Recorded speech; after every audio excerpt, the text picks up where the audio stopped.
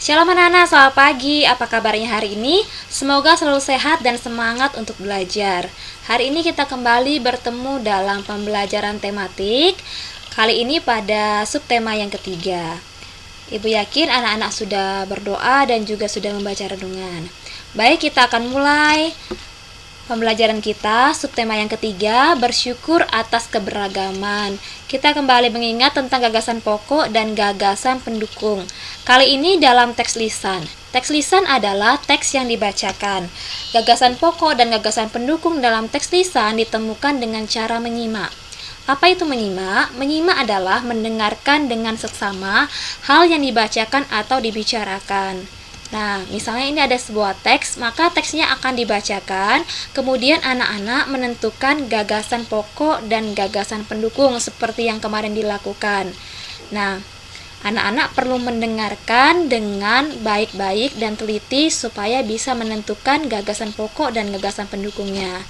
Nah, dari teks ini, kalimat utamanya adalah salah satu bentuk keragaman di Indonesia yang mampu menarik wisatawan adalah makanan, terutama makanan tradisional. Maka gagasan pokoknya adalah makanan tradisional Indonesia mampu menarik wisatawan. Kemudian kalimat penjelasnya, mulai dari ini ya, wisatawan yang datang ke Indonesia akan dimanjakan dengan makanan tradisional yang tersaji dengan beragam jenis rasa hingga bentuk penyajian. Ada berbagai jenis makanan tradisional, mulai dari makanan utama seperti papeda hingga kudapan seperti getuk. Nah, maka gagasan pendukungnya adalah makanan tradisional khas daerah dapat memanjakan wisatawan. Makanan tradisional memiliki beragam jenis rasa dan penyajian. Jenis makanan tradisional berupa makanan utama hingga kudapan. Nah, setelah menentukan gagasan pokok dan gagasan pendukung, anak-anak nanti bisa membuat ringkasan dari teks lisan. Ringkasan adalah penyajian singkat dari sebuah teks dengan tetap mempertahankan urutan isi teks.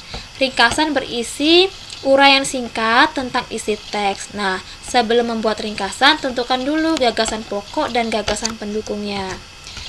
Nanti anak-anak akan membuat gagasan pokok dan gagasan pendukung dalam bentuk peta pikiran dari teks lisan yang akan Ibu bacakan. Nah, berikutnya kita kembali belajar tentang keberagaman. Kali ini adalah makanan tradisional sebagai identitas bangsa Indonesia. Indonesia kaya akan keragaman budaya, salah satunya adalah makanan tradisional. Contohnya yang pertama, nasi timbel di Jawa Barat. Nasi ini dibungkus daun pisang. Beras yang digunakan beras bagoto, yaitu campuran beras merah. Kemudian terdiri dari nasi, ikan atau ayam goreng, dan tempe, terasi, dan lalapan. Yang kedua adalah nasi jinggo dari Bali. Nasi ini juga dibungkus daun pisang dengan porsi yang kecil, dilengkapi suiran ayam pedas dan mie goreng. Nah, ini yang ketiga, papeda berasal dari Papua, terbuat dari bubur sagu. Rasanya tawar, kemudian disajikan dengan ikan atau mubarak kuah kuning. Berikutnya yang keempat ada bubur Manado dari Sulawesi Utara. Bubur putih yang berisi campuran jagung manis, labu, kangkung, bayam, dan kaldu ayam. Dapat juga disajikan dengan suiran ikan cakalang goreng. Pemantulan dan penyerapan bunyi. Bunyi dapat dipantulkan jika mengenai benda keras seperti kaca, dinding, dan logam. Dinding yang terbuat dari susunan batu bata dan semen dapat memantulkan bunyi. Bunyi dapat diserap jika mengenai benda lunak seperti karpet, karet, busa, dan kertas. Nah, lantai dan dinding ruang pertemuan, ini lantai dan bagian dinding, biasanya dilapisi karpet. Tujuannya untuk menyerap atau meredam bunyi. Suara dari dalam ruangan tidak bising atau terdengar hingga keluar ruangan. Kalau anak-anak pernah pergi ke bioskop, anak-anak perhatikan pada bagian lantai dan dindingnya juga dilapisi oleh karpet supaya suara dari dalam ruangan bioskop tidak terdengar hingga keluar. Pemantulan bunyi dibagi menjadi 3. Yang pertama, bunyi pantul yang memperkuat bunyi asli. Contohnya ketika anak-anak bernyanyi di kamar mandi atau di ruangan yang kosong. Yang kedua adalah gema. Gema ini muncul setelah bunyi asli. Misalnya ketika berada di dalam sebuah gua, ya. Yang ketiga, gaung. Gaung adalah bunyi yang terdengar bersamaan dengan bunyi asli. Contohnya ini, ketika anak-anak berteriak di lapangan, maka seperti ada suara orang yang bersaut-sautan, ya. Manfaat bunyi pantul itu apa? Yang pertama, mengukur kedalaman laut. Kedalaman laut dapat diukur dengan cara menghitung waktu yang diperlukan oleh gelombang bunyi ketika dipancarkan. Ini ya, ketika dipancarkan dari kapal sampai kembali ditangkap kembali oleh alat detektor. Ini gambar bunyi ketika dipancarkan, kemudian ini bunyinya kembali ke alat detektor. Yang kedua, untuk mengetahui kedudukan benda di laut. Nah, misalnya mengetahui kedudukan kapal selam atau kelompok ikan. Ini gelombang pantul yang dipantulkan untuk mengetahui kedudukan kapal selam yang berada di dalam laut. Ya, dengan cara memancarkan gelombang namanya gelombang ultrasonik.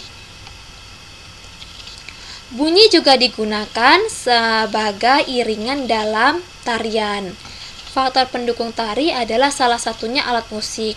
Lagu biasanya diiringi dengan alat musik tradisional. Alat musik ini disesuaikan dengan lagu yang ada. Contohnya ini gendang, kemudian tamborin, kemudian marakas, ada gamelan juga. Nah, contoh iringan alat musik untuk lagu Lir Ilir. Misalnya anak-anak menggunakan gendang dan kentongan. Maka ini gendang dipukul sebanyak 2 kali, kemudian kentongan sekali bersamaan, ya. Jadi ini akan menimbulkan suara yang harmonis antara bunyi gendang dan bunyi kentongan. Kemudian bila ditambahkan lagi dengan alat musik yang lainnya menjadi 3 alat musik. Demikian seterusnya. Nah, berikutnya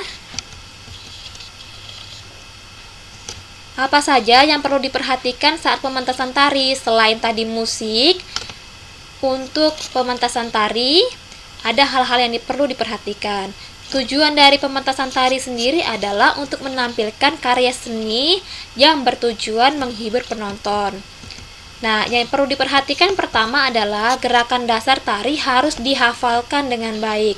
Kedua, kelengkapan tari harus dipersiapkan dengan cermat. Misalnya, kostum, kemudian alat yang digunakan untuk menari.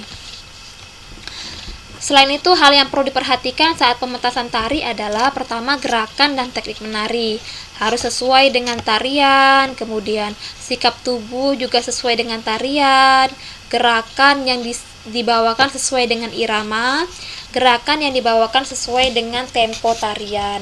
Yang kedua, selain tadi gerakan, ekspresi. Ekspresi adalah menunjukkan penjiwaan sesuai dengan tarian. Jadi pesan dari tarian dapat dipahami oleh penonton.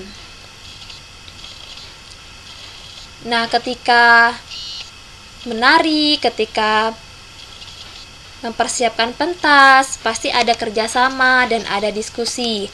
Diskusi adalah pertemuan beberapa orang untuk bertukar pendapat mengenai suatu hal. Diskusi merupakan salah satu bentuk kerjasama. Dalam berdiskusi, kita menghormati orang lain. Kemudian setiap pendapat kita tahu memiliki kelebihan dan kekurangan. Kemudian juga saling menghormati perbedaan pendapat. Apa manfaatnya bila saling menghormati pendapat dalam berdiskusi? Yang pertama, tercipta kerukunan dan kebersamaan. Kedua, menambah pengetahuan. 3. Permasalahan lebih mudah diselesaikan. 4. Dihormati orang lain. 5. Menghasilkan kesimpulan yang adil. Tujuan dan manfaat dari kerjasama.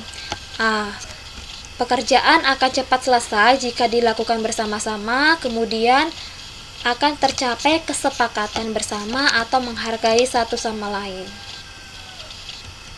Manfaat dari kerjasama, ya, membuat pekerjaan menjadi lebih mudah, pekerjaan cepat selesai, menyelesaikan kesulitan bersama, dan meningkatkan persatuan dan kesatuan. Kerjasama tadi dapat juga dilakukan dalam permainan tradisional yang biasa anak-anak lakukan ketika berada di sekolah, karena Indonesia kaya akan keragaman permainan tradisional. Nah, ada yang perorangan, ada juga yang kelompok. Jika berkelompok berarti anak-anak melakukan kerjasama, melakukan diskusi antar teman. Nah, contoh permainan tradisional perorangan, misalnya ini engklek, kemudian ini egrang, kemudian gasing, bermain gasing, bermain layang-layang. Nah, contoh permainan tradisional yang dilakukan berkelompok adalah bentengan, ular naga, dan permainan-permainan yang lainnya. Apa manfaatnya dari memainkan permainan tradisional tersebut? Pertama, anak-anak melestarikan budaya bangsa Indonesia. Yang kedua, bisa berolahraga sambil bermain.